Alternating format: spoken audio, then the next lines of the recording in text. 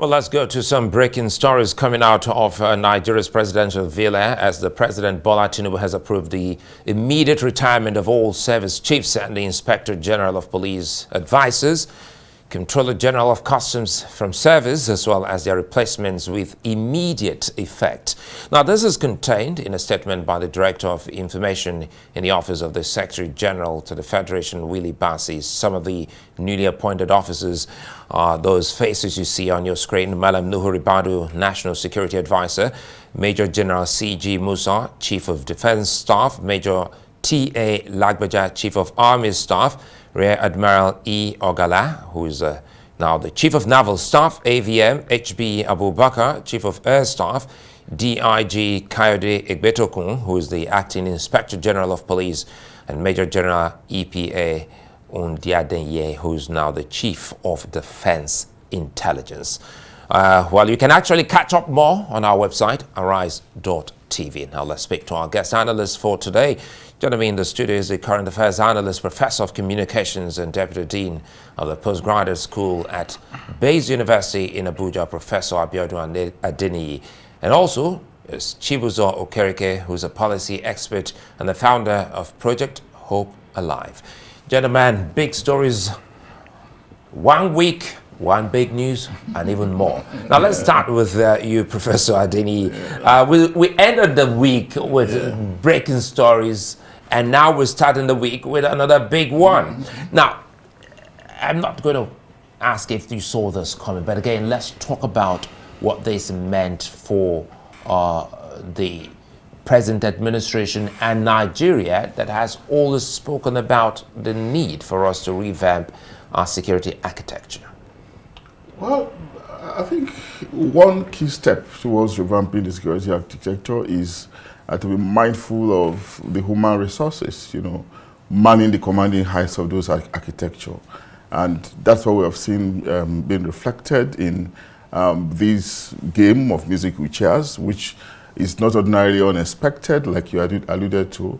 We have a new president who is trying to steady his own ship, trying to steady his gate, and one sign of that is to see the kind of experts, the kind of technocrats, the kind of appointment he's going to make, and it's being reflected in his choice of service chiefs. Do not forget that he is the commander-in-chief. He has to assert his authority one way or the other, beyond the formulation of policies and the implementation of policy direction. He is the manpower that will be in charge of that process, and that manpower is going to be reflected by his preferences. Those who he's going to appoint on the basis of his own prerogative, and that's what we'll see happen. It's not to say that those who have been asked to go are incompetent or that they couldn't have been retained in power for some time, but of course we have a new person who will have his own preferences, his own predilections, his own interests, and of course it will also probably give him that level of psychological confidence that, okay, these ones are appointed by me, and ordinarily they should be obliged to me. And of course, do not forget that beyond everything, he's trying to consolidate, he's trying to assert his authority, not just as a president, but as a commander-in-chief. And that's what I see him doing, with this appointment. And do not forget again that Nigeria is a very fragile country, multi-ethnic country, multi-religious country, plurality of interest. The time it probably took might have been because they're just trying to have some balancing act to be sure that all regions, all religions, all interest groups, are maximally reflected, even though it is practically impossible to, to please all sections of the country at the same time. I imagine there's going to be a gradual process, in the continuation of this balancing act, and we're going to see more of these appointments, more of this shake-up in the next 1, 2, 3 months, until maybe the next 6 months, before we'll have said it's probably ready for takeoff ahead of a smooth cruise. No, Chibuzor, he used the word the balancing act, and he also feels that, yes, it's in order being the commander-in-chief. But again, speak to us on the feeling when the news broke. How did you take this initially? Well, anyone who has been involved in Nigerian governance process will know that once there is a new sheriff in town, one of the the responsibilities of being called to office is to make decisions. And I'm sure even the now former service chiefs were counting days, after the inauguration of the new president, because, like I said, is the president and commander-in-chief of the armed forces of the Federal Republic of Nigeria. So he's going to make sure, psychologically speaking, that he has men and women on the seat that he's able to command, as part of the responsibility of that office. And for me, with the level of insecurity that is in the country and a lot of accusations and counter-accusation against our elite forces, not less than the military of the country at this time, and all the political realities of our moment, it's expected that this particular decision should come at the time. What remains is to see the vision, the roadmap, the work of the men and women, that he has put in charge. And again, when we talk about, rejigging the security architecture and infrastructure, we always focus on the leadership. Leadership is very important, but I think that with what we have seen in our military in the country, it's important that the commander-in-chief engages the low ranks, of the forces of the country, because a lot is going on there. People are aggrieved about many things: promotion, pension, in the police, in the military, everywhere. So that people at the commanding height were changed is not a guarantee that we're going to be seeing new results. Of course, there will be new vigor, but having sustainable results, we need more than changing those who command the forces. Now you've mentioned the police. Let me start off with Professor Abiodun. He said the police. And one of the key persons who's also been eased out is the Inspector General of Police, who's been in the news because a lot of people looked into the books and they said, look, you're living on borrowed times, borrowed hours, and that didn't even cause any kind of concern within the force for any kind of logical explanation to the Nigerian people. Now, speak to us on the Nigerian police. Now we have a DIG who is in acting capacity. Perhaps the much talked about police reform. Do you see that coming with this administration? I think it will take so many things. One, maybe constitutional reform, and of course, political will to take some decision. Do not forget that reforming the police, can't just be at the discretion of the president, or by arbitrage, or maybe from his own whims and caprices. There are certain provisions that has to be changed, particularly the question around state police, which the president has championed, before he became president. If he's ready to bring about state police, it means that there has to be a consequential reform of the 1990 Constitution as amended. I don't imagine that he can just do it alone. Then secondly is the question of the numerical strength of the police. Do not forget again that it's quite marginal compared to United Nations expectation of what the number of police should be, per population of a country.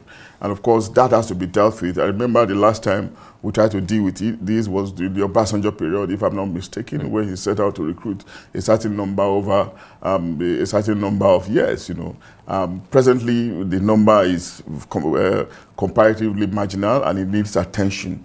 But in saying that it needs attention, do not forget we also have to be concerned about resources, about equipping them.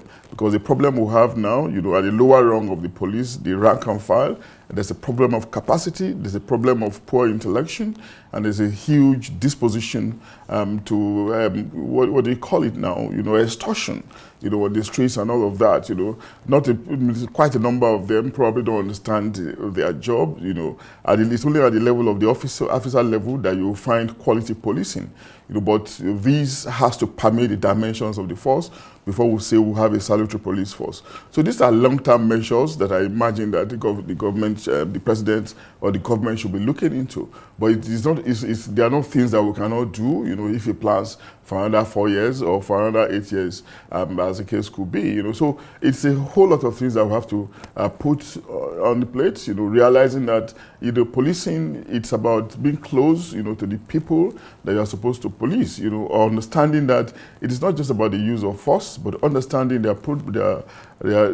threats, and processing information that you get into proper intelligence to be able to nip crime in the bud. And this takes, painstaking intelligence process, that you cannot do through voodooism or through visioning. It's a practical, empirical thing that requires education and understanding. And of course, requisite training, as the case could be. Now let's dig in deep, Chibuzor, and this is coming barely 72 hours after the military was also fingered by a notable Niger Delta, ex-agitator, Sari Dokubo. Do you see anything relating? Do you think this also relates to what the president is dealing with? Well, I don't think. I think that for a president to take this level of decision, a lot of evidence processing and production must have gone into it. But again, we're in a political terrain where government also have a way of sending messages, and one could draw sort of a correlation because of the closeness of the individual who may have, But again, the military, there are a lot on their plates, a lot of accusations against their operations from Amnesty International and a lot of other groups, villagers in the northeast and what have you. So I think that maybe not entirely because of this particular accusation, because somebody rightly argued that it's not the military institution that is perpetuating these crimes, but individuals who are probably back eggs within the system. And I must emphasize that it depends on the roadmap. What is the marching orders? What is the mandate?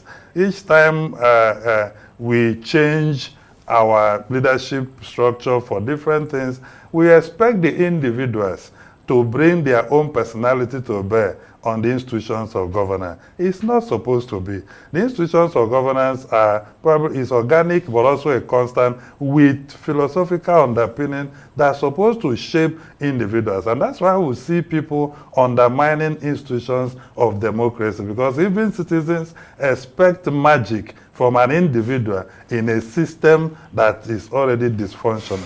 Yeah. Don't you think Nigerians truly and honestly need magic? Magic? I don't think so. It's not about, there's no requirement for magic. No, we're talking about something pacey now, because I'm lifting up that word from you, because Nigerians really are eager and hungry for results. Results. But maybe they just need some quick fix, and that quick fix has to be scientifically brought about, Successes in policy directions don't come through magic. At best, you may say prayers, but prayers don't actually do it. What does it, Suleiman? I actually use that word. I actually use the word because of the speed. Magic as in magic. I'm not sure you are actually wrong. I mean, it's a valid question, but I'm arguing that it's only appropriate action that can bring this about. Appropriate action that is religiously followed, executed. Do not forget, we have made the point severally between you and I that, we've always had fantastic policy prescriptions in this country, appropriate programming and all of that. But the problem is always implementation, execution. Sometimes we haven't also had leaders that don't have good intentions. Most of them often have very good intentions. They surround themselves with experts, brilliant people who mean well, at the level of conception. But when it comes to implementation, we often lose it. After the razzmatazz of launching programs, multi-billion dollar programs, after the razzmatazz of launching the media hype, then of course it just goes back to business as usual. Then later on you start hearing stories, EFCC will start going after them, ICPC will be pursuing them too, eventually, and of course you begin to hear salacious, scandalous stories of embezzlement and all. That's the pain of our system, really. We're not bereft of policy directions and policy directions and programs, but it's actually one of implementation. But we probably have to keep hope alive, because we have a new president. We just hope that, yes, he's coming out with some programs, some policies, many of them people-centric, like the student-centric one, for instance. We just hope that some of these things can actually be implemented.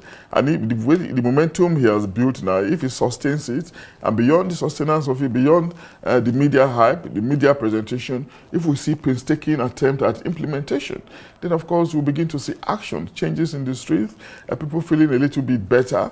But do not also forget that beyond the physical attempt at bringing about success in policy direction, it's also the need to foster integration.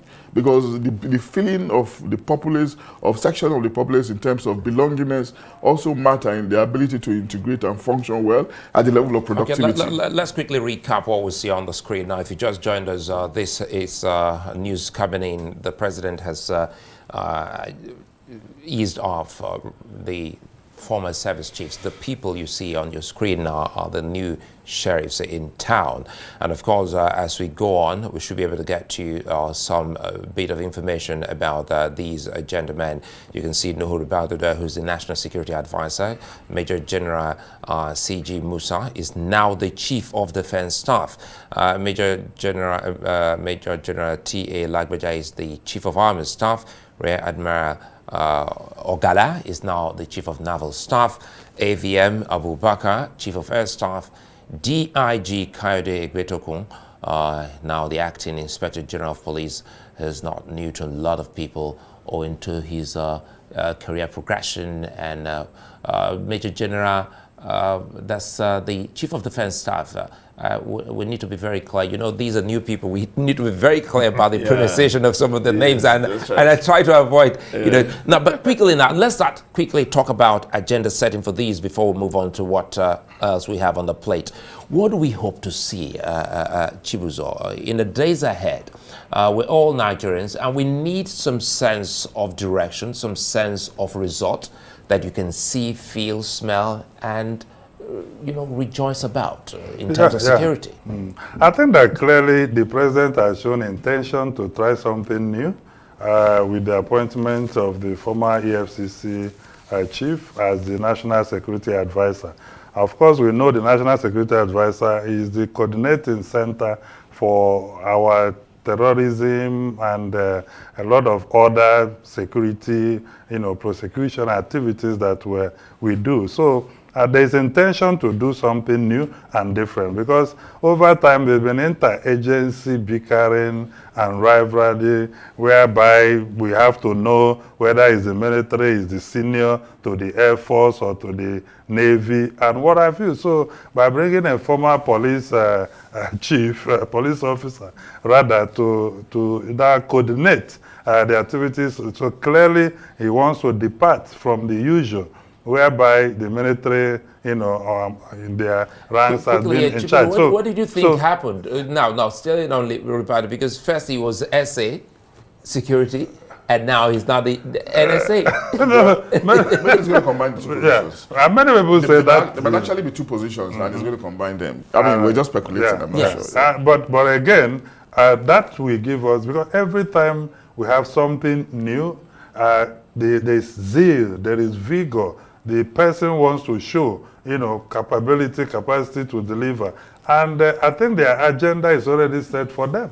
The country is having a lot of insecurity challenges to the doorsteps. There is total distrust between the people and the government. The people don't believe that a lot of the security issues are actually security issues, entirely, that there are political dimensions. And public commentators and analysts like us have argued that it's important we try something new in the security system and see, what happens. But I would like a system whereby these people are out there engaging the people, engaging the populace, discussing, way forward in tackling some of the local security challenges. And then the other ones that are border about terrorism and all that, they can do, covertly. But we need a system whereby the police, like Prof rightly argued, you're close to the people, you understand the people, they trust you. The era where people can no longer give intelligence because police will bring them and detain them for even providing intelligence. That level of distrust should no longer be there under this era. We must build cohesion and trust, because the police, no matter their number, cannot police effectively except they collaborate with the people in a manner that trust is gained. Yeah. Prof, military, police, and whoever you're first from the community, from the society. How can these, chosen ones redirect the conversation and the course of our security history in the right path? Well, I think ordinarily these are very senior officers, very experienced people. Nurubadu, for one, was the helmsman of EFCC at inception. And of course, he was very distinguished, as an action person, somebody who was concerned about, eliminating corruption in this country. He fought corruption to his standstill despite its imperfection. So at the level of productivity and efficiency, you cannot discountenance him. So we expect that character disposition, that work ethic that he displayed in EFCC to be reflected on his new charge now. And of course, when you look at the other appointees as well, it's not easy to be a Major General in the Nigerian Army. The dream of every military officer is to get to the top of his career, and of course, when you become a Major General, that's one regular height that many of them want to get to. Lieutenant General, those ones are just additions, If you get to that rank, even from Brigadier General, you become, even from Colonel, from Major, these are very senior officers. You feel okay, so Major General is outstanding. So getting to that height means that you must have gained some huge level of exposure, both locally and internationally. You are well traveled, you are well schooled. This is the modern military we're talking about, not the old military of old. This is modern military, sophisticated intellectually and otherwise. They've gone to universities, they have degrees. Some of them have PhDs, I've been privileged oftentimes to interact with them at Nigerian Army Resource Center, and I see their level of intellection, the level of ideation they reflect, will impress you. You will know that we have a new crop. So if we're having about 6-7 of them being put, at leadership positions like this, of course, we should feel that they are not going to be administering, they are not going to be providing leadership from the prism of their origin or their region or their religion. They will elevate themselves beyond those levels, and see themselves as patriots, nationalists. And usually, one institution that often reflects that patriotism and nationalism early enough is actually the military generally as an institution. They often reflect it more because of their disposition, their subtle disposition to pay the supreme price, in the protection of the sovereignty of the nation. Well, anyway, let's go to another big story of today. Steering committees have been constituted to arrive at a final resolution of all the demands made by the organized labor to mitigate the effects associated with the removal of the petrol subsidy by the Tinubu administration. Now, at a follow-up meeting between representatives of the organized labor and the federal government, which ended moments ago at the presidential villa, both parties say a deadline of 8 weeks has been agreed upon for the deliverables. The labor union had, after a meeting fortnight ago, suspended its planned nationwide indefinite strike to protest the removal of petrol subsidy and a sudden hike in prices. 7 resolutions were reached at that meeting, including a review of the World Bank-financed cash transfer scheme, a review of the CNG conversion program, and a review and establishment of a framework for the completion of the country's refineries rehabilitation. Now, you see, Chibuzor, this is one big one that a lot of people first were amazed a fortnight ago when this was resolved. And true to type, they're back, to the negotiation table, as they said they would.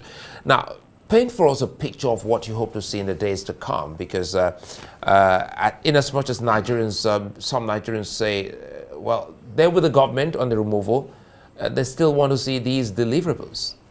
Well, you see, that is what happens when citizens are quite aware of implication of policy decisions, of government. If you recall, in 2012, that wasn't the case. Even the president, our current president at the time, was urging the leader of the nation in 2012 to remove corruption and not a subsidy. And the government that took over said that subsidy doesn't exist and who is subsidizing who.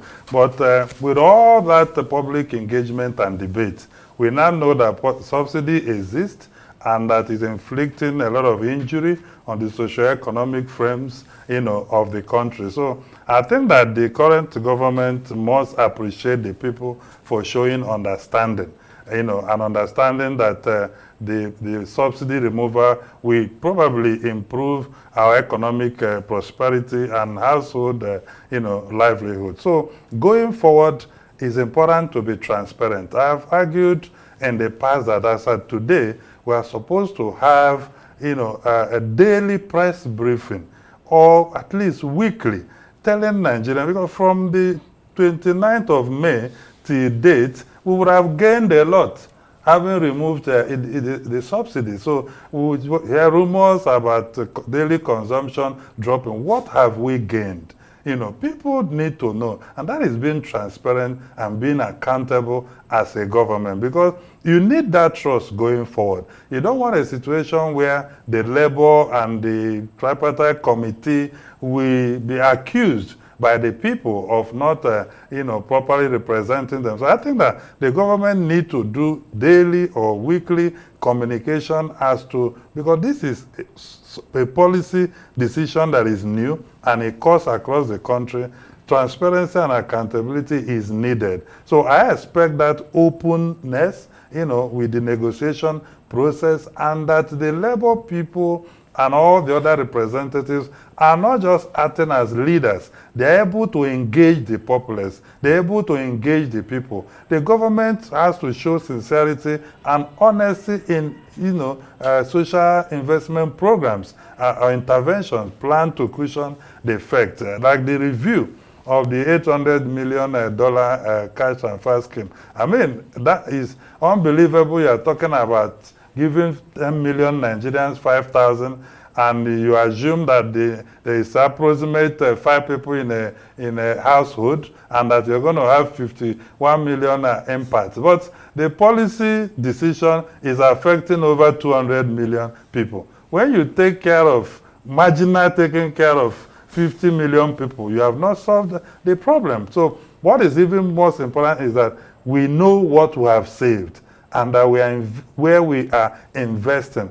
And the association, or rather at the petroleum dealers, that made a promise, I think 2 weeks ago, of deploying about 10 billion to ease transportation. We need to know where we are with that pledge or promise. And the one government, is doing. Such level of communication will be able to carry the citizens along and then benefit. We'll take it to Professor Adeniyi, level of communication, because you're spot on. He is the communicator. He needs to talk to the government. He needs to let us in on where they're dropping the ball, because Chibuzor said that the trust level may be eroded if nothing is, brought in to fill the space. Yeah, I think I agree with him. Communication is very important in this instance, And of course, we cannot overstate the fact that government often lets down its guard with respect to the extent to which they communicate with the people. Do not forget, already there's a huge gap, a trust gap between the government and the governed. And this has come because of long years of disappointment arising from lack of accountability, the absence of transparency, and of course, obvious level of embezzlement, corruption, stories of corruption, obvious excessive luxuriation in the face of poverty. And this causes anger such that there's nothing government does most of the time that the people will trust them anymore. But this is not to say that it's a brick wall that cannot be remedied. Of course, when you say communication is limited, the solution is more communication, appropriate communication. And who is not saying that, who can tell you that you cannot leverage on the new thoughts around strategic communication? The option is there, again, often for government to take. But we cannot also stop, be tired of telling them that they often drop the ball. The last government, we had a problem where they were giving 5,000 naira to individuals. There's nothing wrong with this. It has happened in some other countries in the past, and it succeeded. But in our own case, of course, it was modeled not just by lack of trust, lack of appropriate messaging, and thirdly, because of the existing distrust between the government and the governed, such that a lot of people believed that it was just a lie, it was a bookie, and people were just feeding fat on it. People were becoming millionaires, trillionaires overnight, even if this was not the truth. But of course, it was difficult. It was a deep-seated perception that the last government couldn't take away. It's a lesson for this new government that if they want to engage in any kind of palliative, they have to be concerned about appropriate messaging. Where does and of course, concerned about the National Orientation Agency, where does it come in here? It's supposed to be an arm of government that should be responsible for sensitization of government programs, and of course, it's a fallout of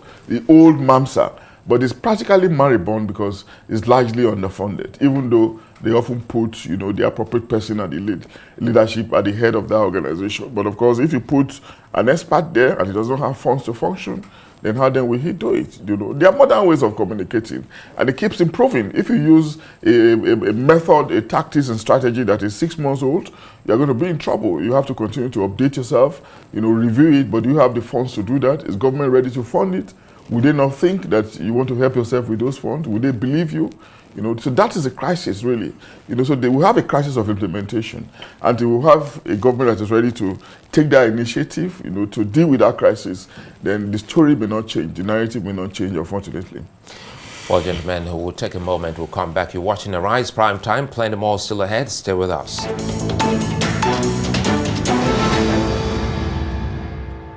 Welcome back to Arise Prime Time, where we offer perspectives on the news and talking points of the day. I'm Sulaiman Alede. And you see, local community leader Sari Dokubo has been very outspoken in accusing the Nigerian military of complicity in oil theft. He claims that senior military officers have formed illegal business partnerships with bunkering gangs and are directly involved in the planning and execution of bunkering operations. The military has consistently denied these allegations. They claim that their operations in the Niger Delta are focused on combating militancy and protecting oil installations. What indeed is going on, we ask, do Nigerians believe the allegations and the response of the military? Now, I still have the current affairs analyst, professor of communications and deputy dean of the postgraduate school at Bez University in Abuja, Professor Abiodun Adeniyi, and also policy expert and the founder of Project Hope Alive, Chibuzor Okereke. Gentlemen, let's quickly, by the way, we'd like to apologize because earlier on we had said we were going to join Anchor Briggs. We are unable to make that connection. We do hope that subsequently she'll join us because she's from the region, and I'm quite sure her perspective will be quite, revealing. Let's start off. You saw that story. He was live, right there at the villa, and he spoke. And that's not the first time people from that region have spoken about, the complicity of security agents or agencies. How does it happen? The one meant, it's still allegations, which we are very sure that the president and his team will try to investigate. But again, how is it that those who are meant to be keepers, could also become illegal takers? Well, I think I discussed this exhaustively about 3 days ago, and my take was that it was slightly unmoderated. He was overgeneralizing, and of course, it was too sweeping in an attempt to disparage a whole institution. Even though we are not denying the fact that there could be bad eggs among them, what we need to identify is to say that, okay, there are bad eggs amongst this respectable institution. Why don't you deal with those bad eggs? Rather than saying that 99% of oil theft, it's caused by the military. I thought that was too sweeping, but again, it's just asking us to raise the stakes in our attempt to deal with these malaise, and probably check on those who are supposed to protect it. For instance, if you have guards protecting an item and those guards turn out to be the greatest thief or the greater thief, then of course you have a problem in your hand. So yes, there was a backlash where we tried to defend the military, where we said the military is sort of respectable institution among the declining institutions that we have in this country, and we shouldn't disparage just one institution that is helping the sovereignty of this country. Yes, we have made that point clearly, but of course the onus is also on them, and to be mindful of the bad eggs amongst them. Again, we have another opportunity to restart the process. We have new men at the commanding heights now. They have to live up to expectations and not shirk their responsibility in terms of dealing with those among them that are probably rubbishing their name, so that we will not have another Asari Dokubo coming to castigate them, as the case could be.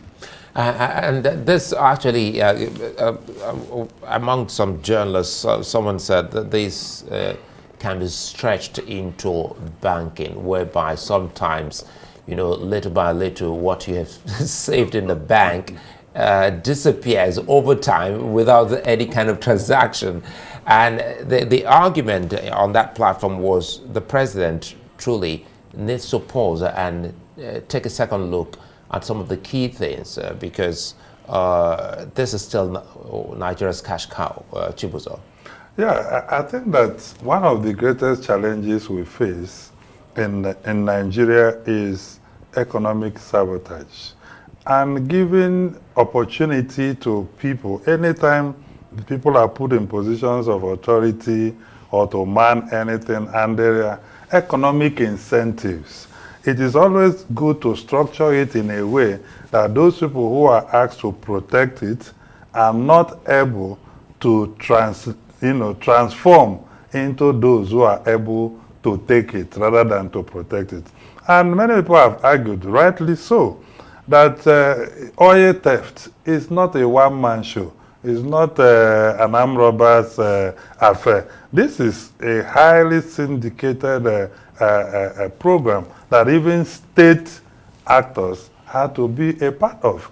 My challenge with the allegation of Asari Dokubo is, in closing his statement, he said that he's assuring the president that they are going to, protect the oil pipelines. Now, he's a non-state actor. Telling us that our military is sabotaging us economically and they are not able to protect our economic interests, but that he and his colleagues who are non-state actors will be able to do that. This is where we must get worried. Even the president has to get worried about how non-state actors will express capability that our own military, does not have.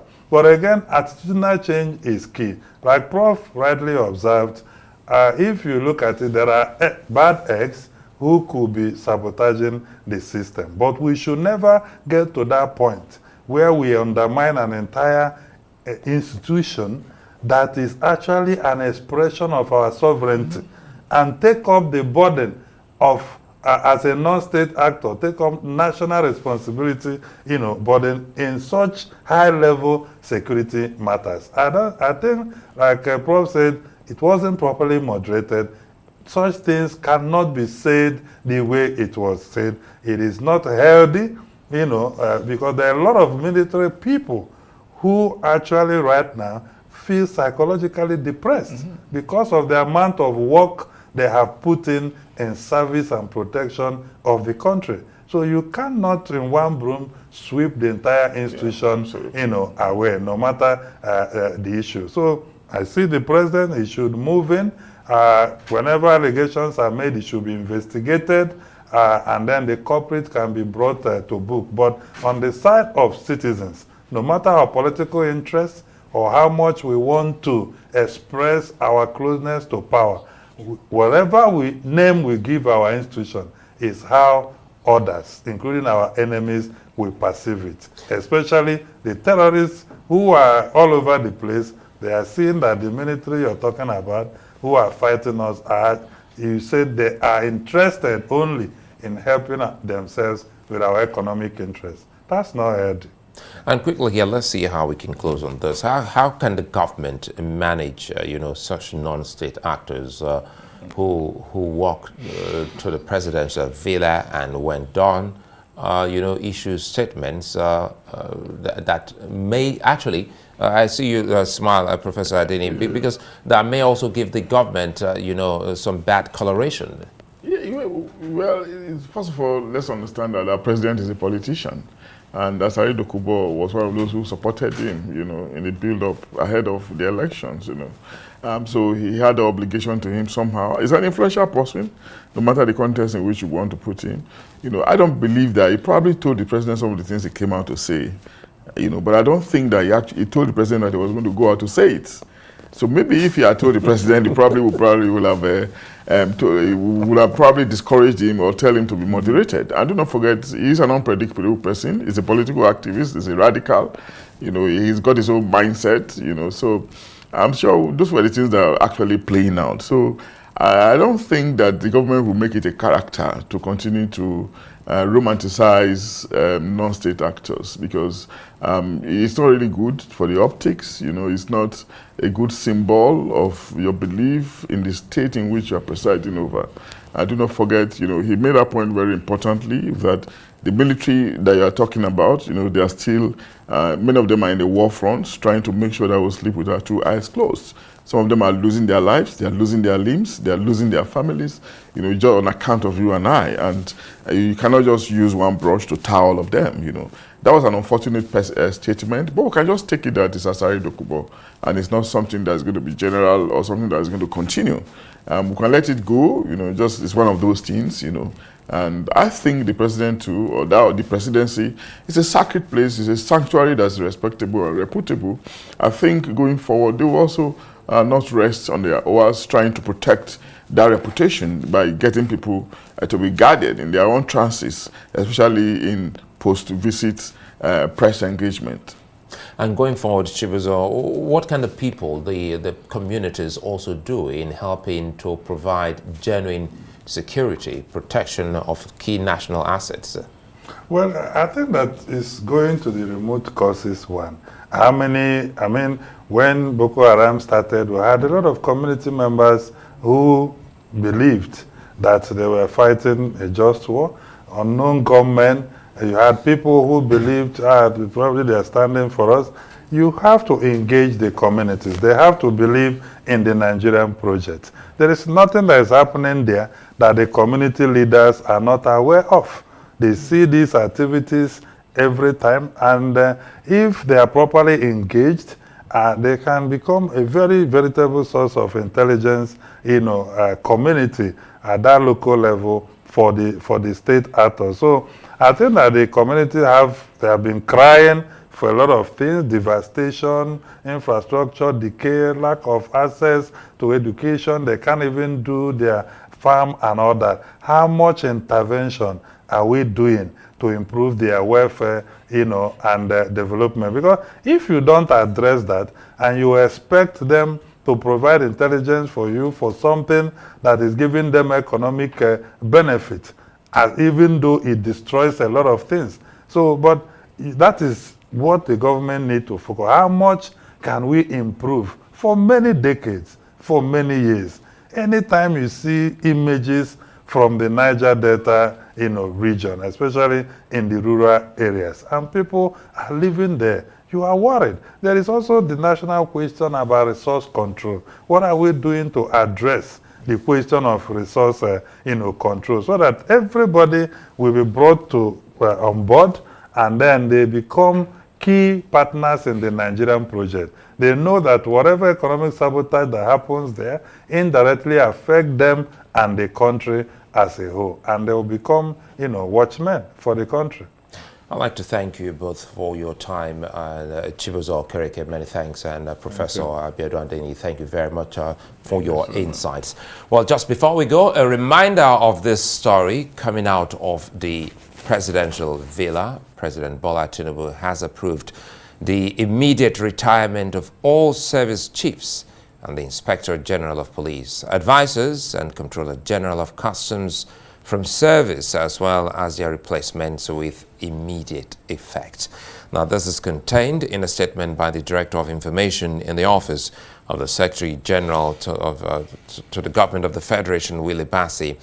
Some of the newly appointed officers are Madam Nuhu Ribadu, who is now the National Security Advisor, Major General C.G. Musa, who is the Chief of Defense Staff, Major T.A. Lagbaja, who is the Chief of Army Staff, Rear Admiral E. Ogala, Chief of Naval Staff, AVM H.B. Abubakar, Chief of Air Staff, Deputy Inspector General of Police Kayode Egbetokun, now the Acting Inspector General of Police, Major General E.P.A. Adeniyi, now the Chief of Defense Intelligence. The statement noted that the appointed service chiefs, the Inspector General of Police and the Comptroller General of Customs had to act in their positions pending their confirmation in accordance with the Constitution of the Federal Republic of Nigeria. You can actually catch up more on this unfolding story on our website, arise.tv. That's it for this edition of Arise Prime Time. Do join us again tomorrow from me and the entire team here in Abuja. It's goodbye and thanks for watching.